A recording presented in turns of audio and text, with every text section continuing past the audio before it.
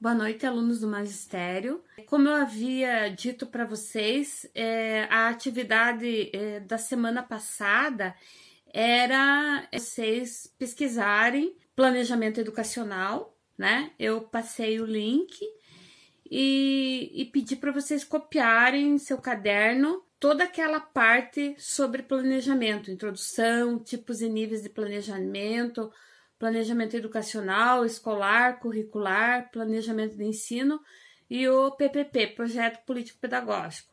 Então, hoje eu passarei a explicar para vocês todas essas modalidades, né, como uma introdução a planejamento.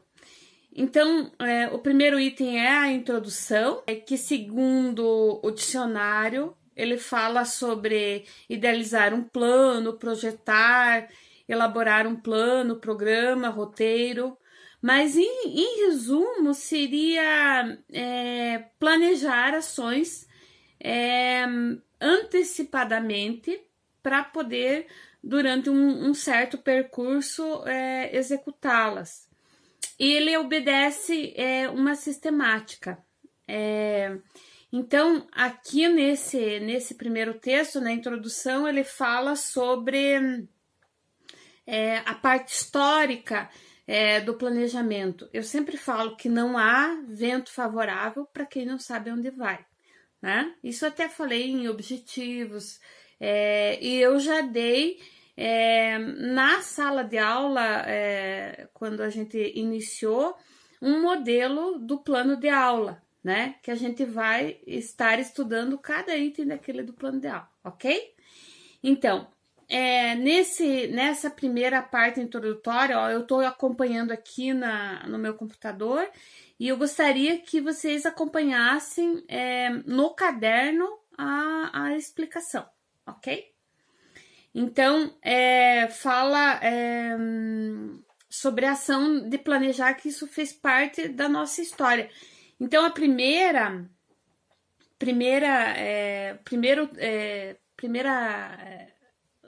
noções de planejamento foram feitas pela Unesco. Até foi um estudo que a Unesco fez, né? Organização das Nações Unidas para a Educação e Ciência e Cultura, que na verdade a Unesco é uma agência da ONU, né? Então eles fizeram um estudo para observar quando que eles começaram, quando que os povos iniciaram com essa ideia de planejar. Então, a primeira foi em Esparta, né? Como Esparta era uma sociedade voltada para a guerra, então o seu planejamento era voltado para objetivos militares, né? Até se tem na história todas as crianças que nasciam e que não tinham, que, por exemplo, tinham deficiências, na antiga Esparta, eles eram atirados no penhasco porque eles entendiam que esse futuro adulto não teria condições de lutar numa guerra, sendo que toda a educação era voltada para a guerra. Aí o segundo tópico que a Unesco pesquisou é um conceito sobre planejar, né? Que é a definição sistemática de objetivos, avaliações das diversas alternativas no emprego de recursos disponíveis por meio de técnicas especializadas visando a coordenar o desenvolvimento da educação. Então, a gente vai ver mais tarde que os vários tipos de planejamento e dentre cada modalidade ele obedece a etapas, né? Desde o plano educacional até lá o plano de aula que você vai fazer diariamente para trabalhar na sala de aula, ok? Daí, após a Segunda Guerra Mundial, né, muitas nações precisaram se reerguer, né, por conta da guerra.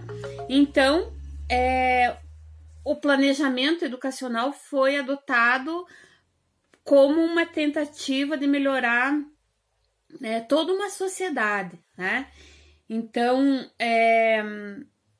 eu tô com meu óculos, desculpe, com meu óculos muito... Meu segundo óculos, porque meu primeiro óculos caiu a lente, vocês me desculpem. Então, às vezes, eu tenho dificuldade de enxergar até na tela. E esse me cansa a vista, porque eu perdi uma lente do meu outro óculos. E a minha médica não está atendendo no momento, daí não posso fazer outro. Me desculpem, viu, gente? Então, às vezes, eu demoro para me localizar no texto. Mas voltando aqui, então o planejamento educacional pós-guerra foi abordado para essas sociedades que tentavam se reerguer por conta da guerra. No Brasil, né, teve... através da primeira LDBN, Lei das Diretrizes Básicas da Educação Nacional, a 4.024, de 61, fez referência em sua lei a primeira formulação de um Plano Nacional de Educação. Daí, em 62, elaborou-se um plano que era apenas, basicamente, um conjunto de metas quantitativas a serem alcançados em 8 anos. Mais abaixo tem vários conceitos de planejar. Daí a letra A, transformar a realidade numa direção escolhida, aparece como um dos itens, porque se você traça um objetivo até para a tua vida, né? Você, mesmo que não dê certo aquilo, mas você replaneja, reconstrói, reestrutura. Então é imprescindível, né, saber para onde está indo. Aí a letra B fala sobre organizar a própria ação do grupo quando se tratar de uma escola, de uma creche, né? Primeiro se trabalha o grupo, né? Com um grupo que irá trabalhar com as crianças e assim por diante. Daí, o item C é implantar um processo de intervenção na realidade, porque aí você pode mudar até em termos de aprendizagem, os alunos, você pode observar os alunos que com aquelas atividades não aprenderam, então replanejar, mudar a maneira de como você vai ensinar. Daí, letra D é agir racionalmente, né? Também é pertinente ao planejamento, porque existe um começo, um meio e um fim, né? Então, ou, por exemplo, as aprendizagens, ela acontece do menor grau para o maior, né?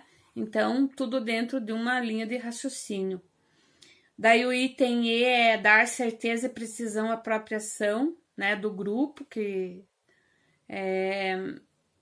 por exemplo, como que nós vamos organizar uma festa sem sentar, por exemplo, uma festa junina, uma feira de ciência sem sentar, planejar, colocar no papel, ver as estratégias, os recursos e depois no final avaliar, né?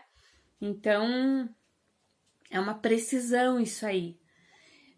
A letra F é explicitar os fundamentos da ação do grupo, que também já falei acima. Letra G é pôr em ação um conjunto de técnicas para racionalizar a ação, né? Porque você pode trabalhar de diversas formas, né?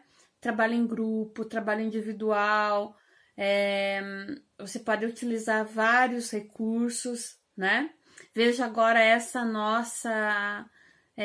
esse novo formato de ensinar e aprender.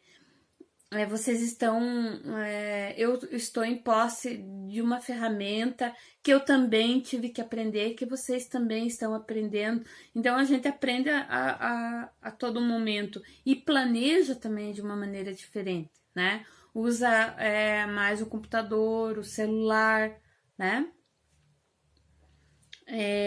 Depois, letra H é realizar um conjunto orgânico de ações proposto para aproximar a realidade a um ideal, né? Então, qual é o objetivo maior de se estudar, por exemplo, ciências, de se estudar língua portuguesa, matemática? Por que a gente tem que aprender isso, né? Existe um objetivo maior. É realizar, letra I, é realizar o que é importante, essencial. Além disso, sobreviver, se isso for essencial, importante, né? Olha só, para a gente sobreviver enquanto alunos, né? Por causa de uma pandemia, a gente tem que utilizar, ver o que é essencial, o que é importante nesse exato momento. E para isso tem que planejar.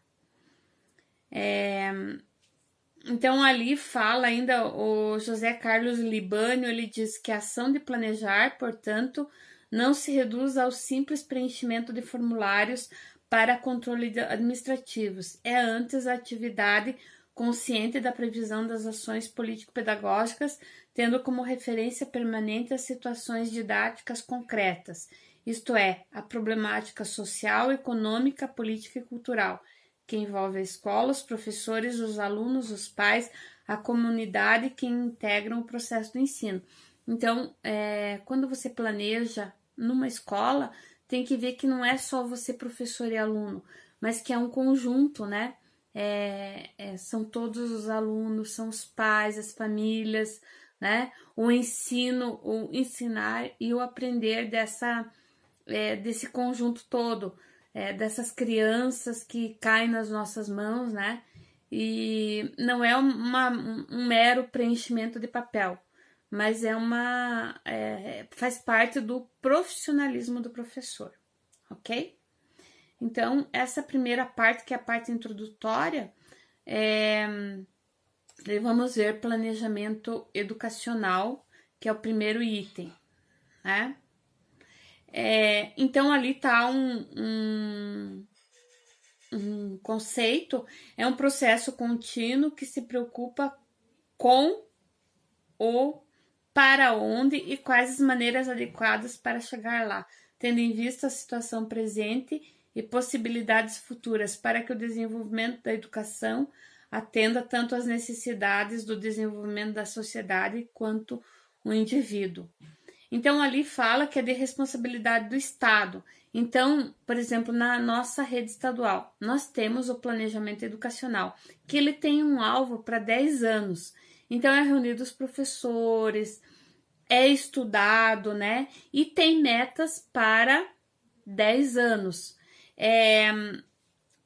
Dentro desse planejamento educacional, existe o planejamento da União, né? Que é organizado pelo MEC, né? Que também é o plano decenal, que é um planejamento também para os 10 anos, né?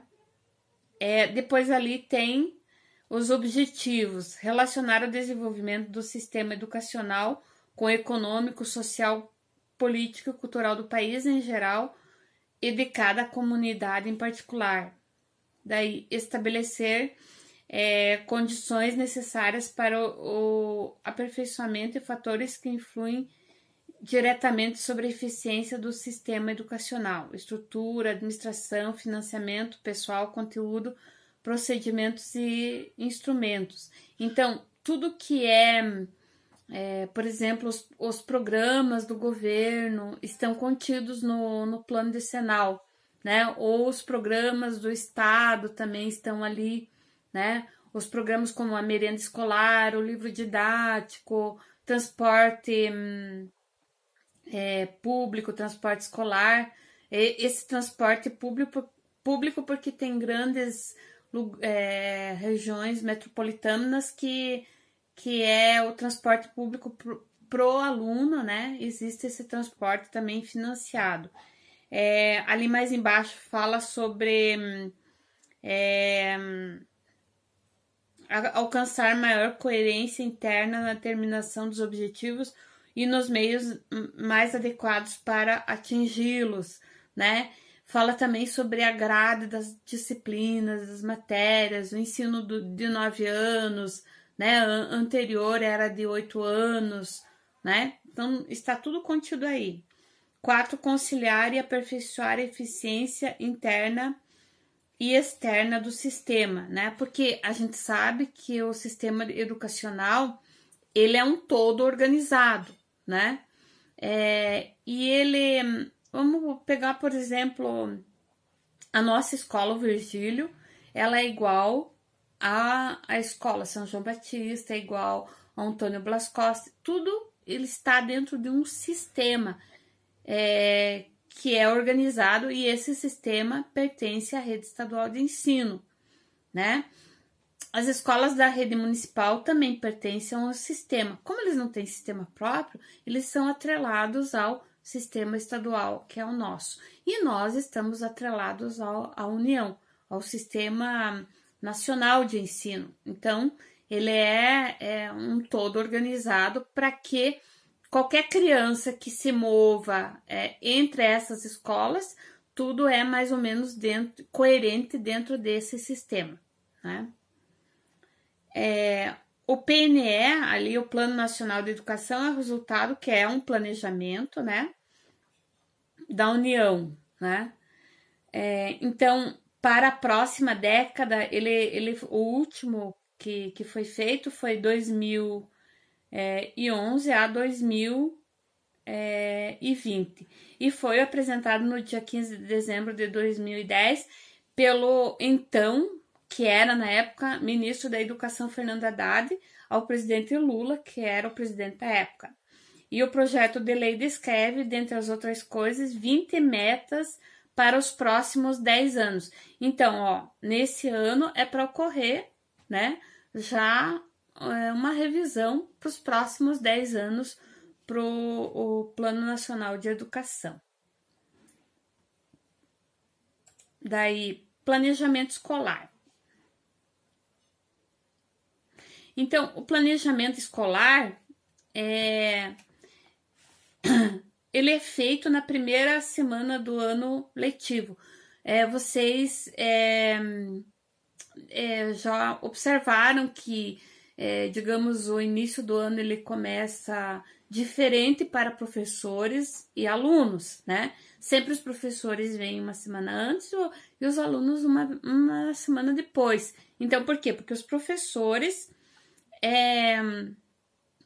estão planejando com toda a gestão da escola através de uma semana pedagógica, né? Então, ali fala reunir gestores, orientadores, supervisores, coordenadores e corpo docente para planejarem os 200 dias letivos.